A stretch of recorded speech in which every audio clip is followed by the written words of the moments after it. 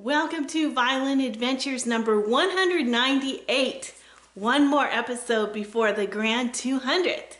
This week we finish up the 1700s violin and play it. We also continue work on the new violin. Hope you enjoy. We're going to take these clamps off and start fitting the neck on this beautiful 1700s violin.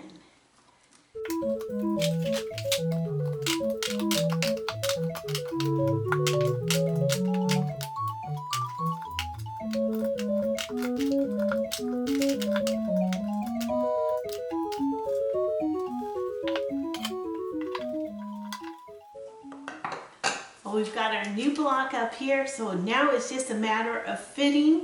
So I'll see you as soon as I get the neck fit.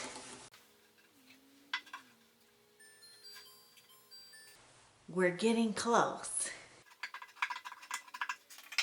It's getting closer.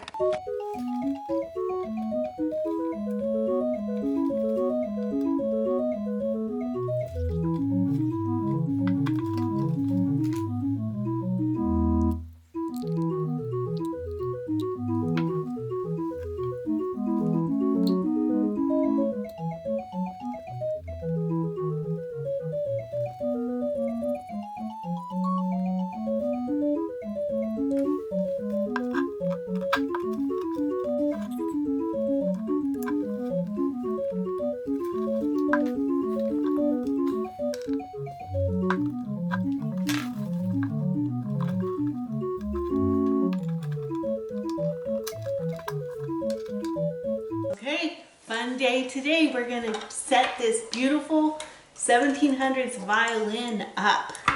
Before we do that, I'm going to give it a good polish.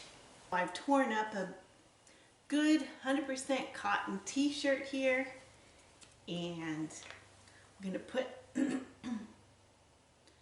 a lot of polish on the rag and then just rub it in.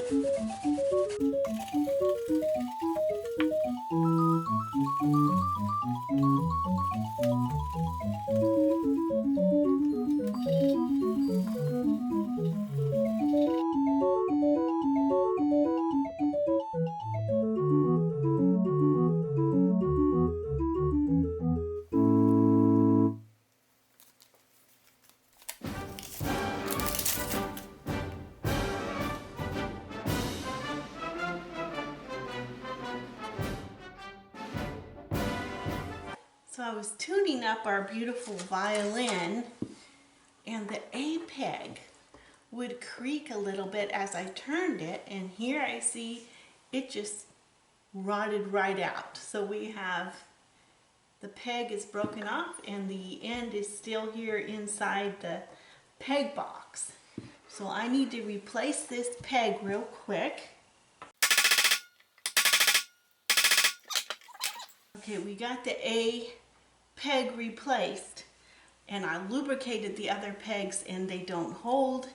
So I'm going to just find pegs that'll hold for this time here, and then these pegs need to be replaced because we're at the point now where we just want to hear what this sounds like, and then we can work on the pegs next week.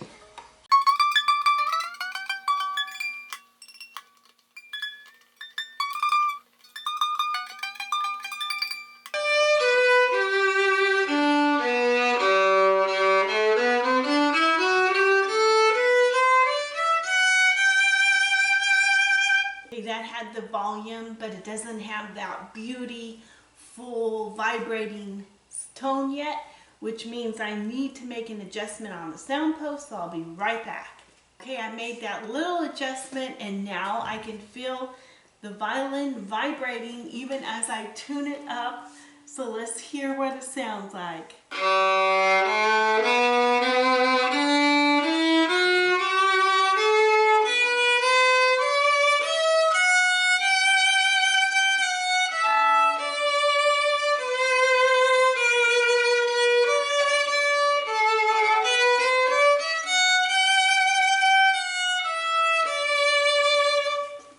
So it's much more lively. I'm going to play it some more And let's just get the molecules lining up and the vibrations.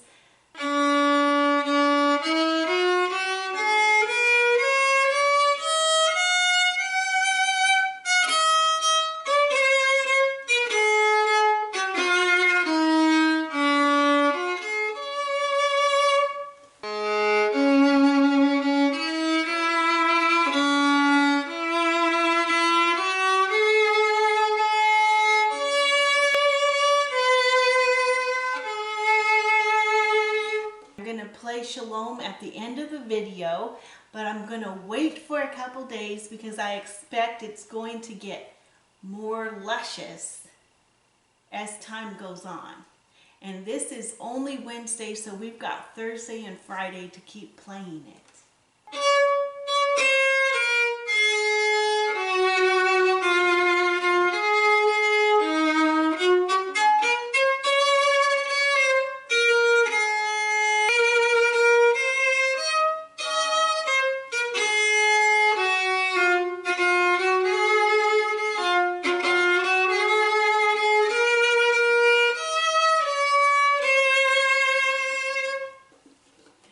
So the violin is really vibrating. It's fun to play, very responsive. Okay, I'm pulling the camera back because the volume on this is really loud. I've let it sit for a couple hours and I'm coming back to it.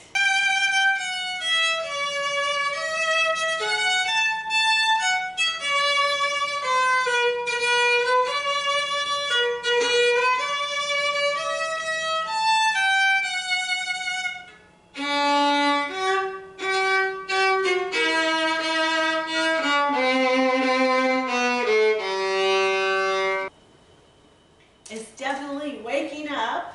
I'm going to set this down now and probably take it up again tomorrow and see how much more it's improved.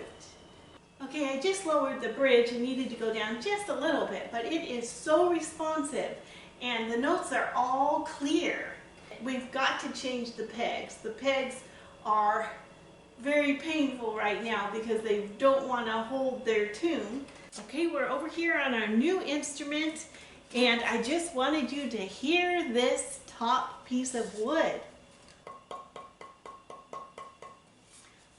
I don't know if you can hear it, but it sounds like a metal pipe. It's just got really good tone. I'm excited and the grain is really close, so we need to shape the blocks.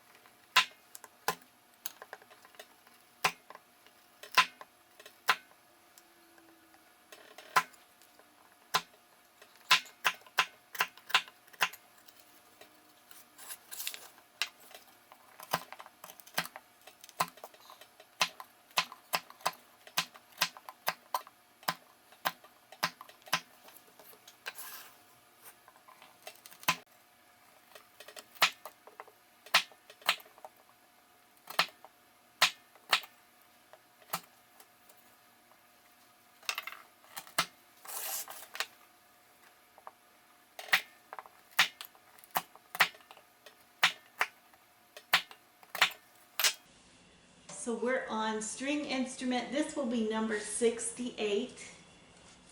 And total instruments, this is number 83. So it's time to bend the ribs. This is the only part that's bent on a violin. And I'm going to go ahead and see if I can get them all bent right now, and then we'll put them on.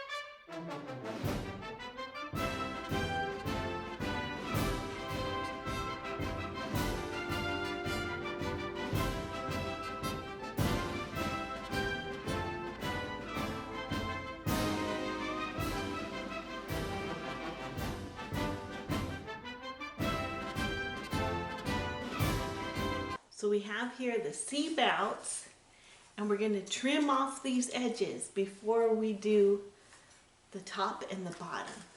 Okay, these are all beautifully blended now, the C bout with the corner block. So as soon as my heater gets warmed up and the glue is heated up, then we can start fitting the upper and lower bout ribs. Okay, I've bent my ribs.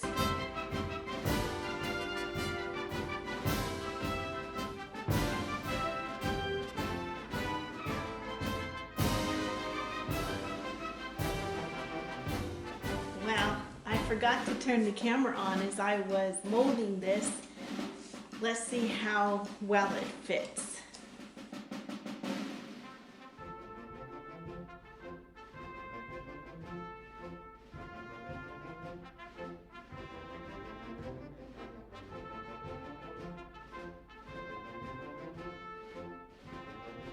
Well, it looks like we have good contact on all our blocks, so we have to let this dry for a whole day. Here's a tube that arrived in the mail. We need to open it up and see what's in here. So here we have a viola bow that needs rehairing and it needs polishing. So we'll get right on that. Time for an anecdote. Okay, we're taking up where we left off reading about Guarneri, and this is in Violins and Violinists by Franz Farga, and we're on page 51. According to contemporary reports, there must have been an atmosphere of comradeship among the numerous violin makers in their workshops. So long as kind, generous Nicola Amati was still alive, he was regarded as the leader of the guild. It was a world of its own, controlled by the strict discipline of the guild. Every improvement and discovery was communicated to friends and pupils, but no outsider was allowed to peep into the violin maker's secrets. Thus, the workshops developed a tradition of their own, with unwritten rules, tricks, formula, and peculiarities, which were made known to other members of the guild by word of mouth only. After Nicola Amati's death, Stradivari was revered as the patriarch of the profession. As an old man, he was still an imposing figure, tall, lean, erect, and vigorous. In winter, he used to wear a woolen frieze coat. In summer, a garment of rough linen, and always a white leather apron. In his negotiations with customers, he was mindful of his own interest, but conducted them with the greatest charm, dignity, and sincerity. Despite his superior craftsmanship, he never refused a request to undertake repairs of other makers' violins, and he carried out these jobs with the same care which he lavished on his own instruments. There is still in existence a letter written in 1708, which he enclosed with a repaired violin. He addresses his patron with, "I regret having done no more than this to serve you. Your magnificence will let me have 1 ducat for my work. It is worth more, but the pleasure I derive from serving you makes me content with this sum. I hope you will not fail to let me have your instructions. If there is anything else I can do for you, I kiss your hand." This letter is typical of the pride and humility of a true master who feels ennobled by the slightest interest which has been taken in his art. As Stradivari never left his workshop during the day, other masters went to see him. Serene, witty Carlo Bergonzi, wistful Ruggieri, temperamental Alessandro Galliano, taciturn Domenico Montagnana, expected by his friends to become a great master. They were all one big, happy family. They were also skilled violinists, tried out one another's new instruments, and were united in their admiration of Corelli's sonatas for several violins, which they studied and played in church on Sundays. Guarneri del Gesù alone was rarely to be seen with his colleagues. He seems to have lived in a fever, chasing either some new idea or some new girl. One of his main characteristics being that he was no imitator. He was too proud to work on other than original lines, which prompted him to strange experiments. He was 38 years old when he showed his colleagues his first perfect violin. He had used his previous models to stoke the workshop stove because they did not satisfy him. The career of this master, too, can be divided into 3 periods. At first, he did not pay very much attention to the quality of the wood because he believed it to be the design that influenced the tone more than anything else. In this respect, he was a pioneer. His violins had a good tone, but as their form violated many carefully observed rules of the Cremonese tradition, they encountered many a raised eyebrow. Guarneri was so downcast and discouraged after such experiences that he sought oblivion in wine. Only when he was unsuccessful in his efforts to win some pretty daughter, and when he was told more or less candidly that he was regarded as a failure, did his rage turn against himself. He then secluded himself and began to build violins of small size which bear the mark of a great master. It is difficult to say which is the more admirable characteristic in these instruments, their sonorous yet mellow tone, their exquisite finish, or their beautiful varnish, light yellow with a dark red veil drawn over it. The beauty of his violins was so great that the other masters grew enthusiastically excited over them. They recognized without envy the new master. Stradivari, too, was full of praise, although in his opinion, his young competitor was capable of still greater achievements. The years went by. Guarneri could no longer complain that his work was unappreciated. He received many orders, but he worked irregularly, and often months passed by before he completed a commissioned instrument. It was not only his mode of life which made him unreliable. Secretly, he went on searching for a new design of larger size with a balanced, pure, and above all, full tone. For though his small violins were masterly, they had one great disadvantage in the eyes of the expert. Compared with the very sweet tone of the 2 upper strings, the lower strings sounded somewhat too shrill. We'll stop there and continue our reading next time. Freddie wants to chat. Hi, I'm Freddie, and I got my umbrella because it's been raining outside all day long, and so now I want to tell you I'm so excited about the 200th episode. Thank you for sending in your pictures and your videos. It's gonna be fantastic. Yeah! And to keep you waiting, we have some pictures from Mrs. Nancy Jenneret, and she is showing her grandson ready to go to harvest.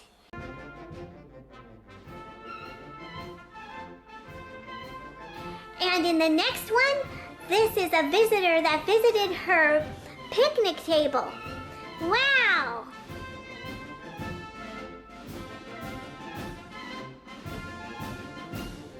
Well, see you next time. Bye. The Hebrew Minute.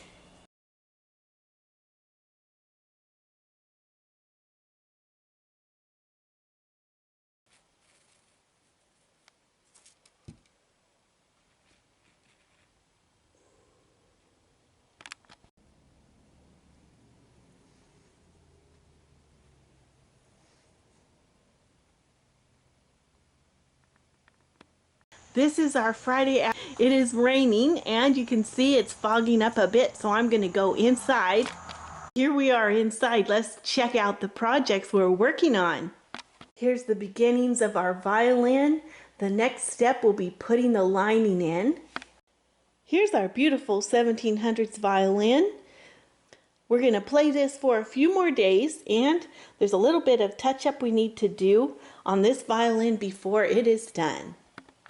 And over here is a viola bow waiting to be finished up. We've got the frog all polished, and next we start the rehair. Thank you so much for watching, for your awesome comments in the comment section below. Thank you for your thumbs up, and until next time, bye!